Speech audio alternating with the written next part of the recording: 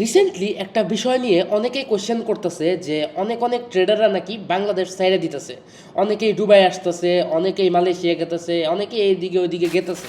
So এটার reason কি, বেশিরভাগ ট্রেডাররা কেন বাংলাদেশ ছাড়তেছে? দেখেন, প্রথমত আমি একটা বিষয় বলবো, আপনারা নিজেরাও জানেন কোন কোন বিষয়ের জন্য বাংলাদেশে ক্যারিয়ার ভালো। আমার মনে হয় না কোনো কিছুর জন্যই বাংলাদেশে ক্যারিয়ার ভালো, ঠিক আছে, বা কোনো কিছুরই ভালো ফিউচার বাংলাদেশে আছে, ঠিক আছে। আমি কিন্তু আরও 2 বছর আগেই বাংলাদেশ ছেড়ে দিছি। মানে এমন না যে বাংলাদেশে খুব একটা সমস্যা ট্রেডিং নিয়ে, এরকম কোনো বিষয় না। বিষয় হচ্ছে অন্যান্য দেশ ট্রেডিংয়ের জন্য বাংলাদেশের চেয়ে যথেষ্ট বেটার। সো আপনি যদি ট্রেডিং থেকে ভালো কিছু করতে পারেন বা ভালো কিছু কইরা থাকেন, অবশ্যই বাংলাদেশে থাকার দরকার নাই।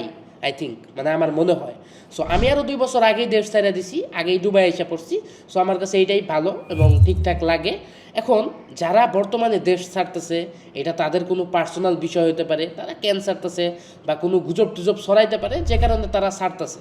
এছাড়া এটার পিছনে কোনো রিজন নাই।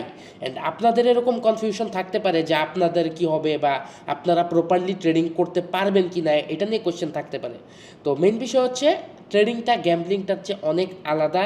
অ্যান্ড গ্যাম্বলিংয়ের যদি কোনো কিছু করে রাখেন, যেমন আপনি 1xBet ইউজ করে থাকেন বা অনেক কিছু আছে, প্লেন প্লুনুরায় অনেকে আছে, ঠিক আছে, ওই সব যারা ইউজ করে তাদেরকে পুলিশে ধরবে। অ্যান্ড ট্রেডিং নিয়ে ওই বিষয়টা নিয়ে কোনো ঝামেলা নাই।